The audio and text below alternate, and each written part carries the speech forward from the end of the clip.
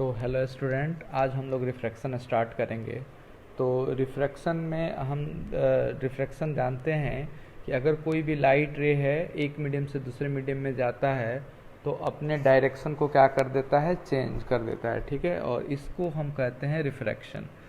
तो जैसे मान लो यहाँ पे मीडियम 1 μ1 और मीडियम 2 μ2 दे रखा है, और येलो कलर से मैंने ये बाउंड्री बना रखा है कि दोनों मीडियम को सेपरेट कर रहा है, और इसके परपेंडिकुलर एक ग्रीन कलर का लाइट मैंने ड्रॉ किया है।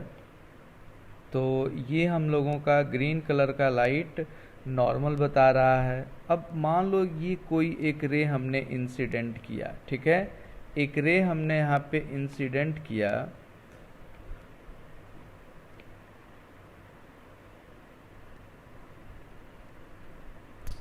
तो रिफ्रैक्शन तो यही कह रहा है कि जब लाइट दूसरे मीडियम में जाएगा तो अपने पाथ से क्या हो जाए, डेविएट हो जाए। तो देखो ये ओरिजिनल इसका पाथ था, तो अब इससे डेविएट क्या हो सकता है, तो नॉर्मल से अवे हो सकता है या नॉर्मल से पास हो सकता है, ये दोनों हो सकता है।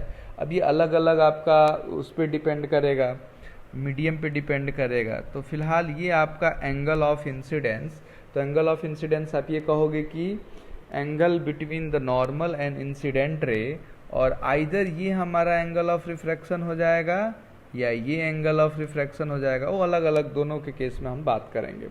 तो आप देखो कि ये आपका रिफ्रैक्शन कहलाता है। चलिए अब हम बात करते हैं लॉ ऑफ रिफ्रैक्शन। तो देखो लॉ ऑफ रिफ्रैक्शन बिल्कुल वैसे ही है जैसे लॉ ऑफ रिफ्लेक्शन था, इसमें भी दो लॉ है। पहला, आप incident ray, refracted ray and normal at the point of incidence lies on the same plane. Second, the ratio of sine of angle of incidence to the sine of angle of refraction is constant, और इसको Snell's law भी कहते हैं। मतलब आप देखो sine i divided by sine r is equal to constant, और इसको हम लिखते हैं μ2 यानी μ2 अपॉन μ1। तो ये आपका स्नेल्स लॉ है। लेकिन देखो स्नेल्स लॉ को अगर हम दूसरे मेथड से पढ़ें, और मुझे लग रहा है कि वो ज़्यादा इंटरेस्टिंग है और उससे क्वेश्चन ज़्यादा इजीली आपके हो जाएंगे। तो हम याद रखेंगे, देखो स्नेल्स लॉ कैसे, तो Snell's law is equal to mu into sine theta is equal to constant, mu into sine theta constant. ठीक, अब म्यू क्या है, तो म्यू है रिफ्रैक्टिव इंडेक्स ऑफ मीडियम, और थीटा क्या है, तो उस रिफ्रैक्टिव उस मीडियम में जो इंसिडेंट रे नॉर्मल के साथ आपका एंगल बनाता है। ठीक है, तो अगर हम मान लें कि ये हमारा एक लाइट रे है, ये आपका मीडियम है, और ये हम नॉर्मल ड्रॉ कर लें, ये हमने नॉर्मल ड्रॉ कर लिया, और अब हम मान लेते हैं कि एक लाइट हमने यहाँ पे इंसिडेंट किया किसी भी जनरल एंगल पे। तो ये हमारा एक लाइट हमने इंसिडेंट किया और ये रिफ्लेक्टेड रे। तो ये आपका एंगल ऑफ इंसिडेंस, ये एंगल ऑफ रिफ्रैक्शन, और ये हम कह लें कि ये नॉर्मल है, और ये आपका बाउंड्री सरफेस है, सरफेस μ1 और ये μ2। ठीक, तो अब इस स्नेल्स लॉ से देखो आप कैसे इसको लिख सकते हो। तो मैंने ये आपको अभी बताया कि जिस मीडियम का रिफ्रैक्टिव इंडेक्स उधर का ही साइन ऑफ एंगल। तो आप देख लो पहले मीडियम का रिफ्रैक्टिव इंडेक्स क्या है, μ1 इंटू साइन आई, क्योंकि देख लो यहाँ पे एंगल ऑफ इंसिडेंस आई है, और दूसरे मीडियम का रिफ्रैक्टिव इंडेक्स तो μ2 इंटू साइन आर। ठीक है, तो ये हमारा स्नेल्स लॉ हो गया। अच्छा, अब देखो इसी को अगर हम थोड़ा सा कोरिलेट करें या हम रीअरेंज करें, तो आप लिख सकते हो sine i divided by sine r is equal to μ2 by μ1। ठीक है, और पिछले क्लास में हमने पढ़ा था कि v is directly proportional to lambda and is inversely proportional to mu. तो वहाँ से अगर हम कोरिलेट करें तो आप इसको लिख सकते, देखो v1 by v2 is equal to lambda 1 by lambda 2, तो इज इक्वल टू μ2 बाई μ1, है ना। ये हमने रिलेटिव रिफ्रैक्टिव इंडेक्स में पढ़ा था वहाँ से। तो इन दोनों को अगर कोरिलेट करेंगे तो हम लिख सकते हैं sine i divided by sine r is equal to μ2 divided by μ1 is equal to V1 divided by V2 is equal to λ1 divided by λ2। ठीक है, तो ये आप रिलेशन याद रख सकते हो।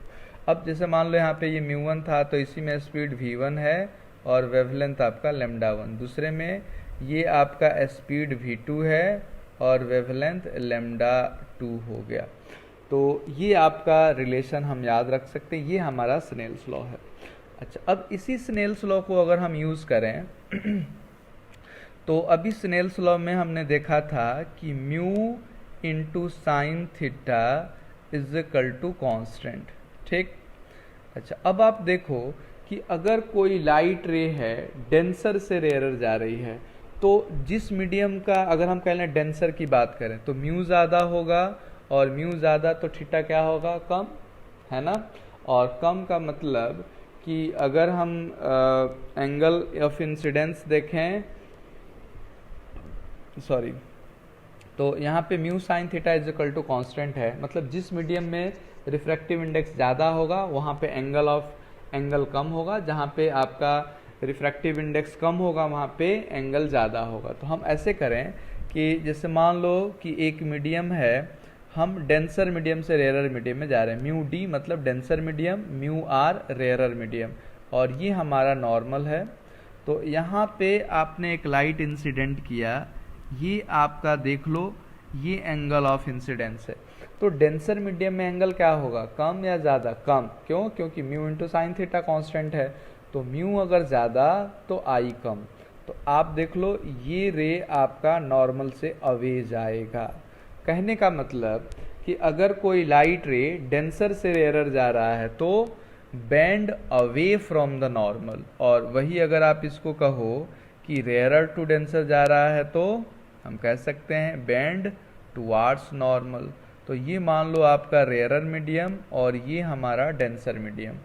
तो अगर हम यहाँ पे किसी लाइट को इंसिडेंट करें, ये आपका लाइट इंसिडेंट हो रहा था, ये एंगल ऑफ इंसिडेंस, तो ये हमारा एंगल ऑफ रिफ्रैक्शन हो जाएगा। तो आप देख लो अगर लाइट डेंसर से रेयरर जा रहा है तो अवे फ्रॉम द नॉर्मल, और अगर रेयरर टू डेंसर जा रहा है तो टुवार्ड्स द नॉर्मल। ठीक है, थैंक यू।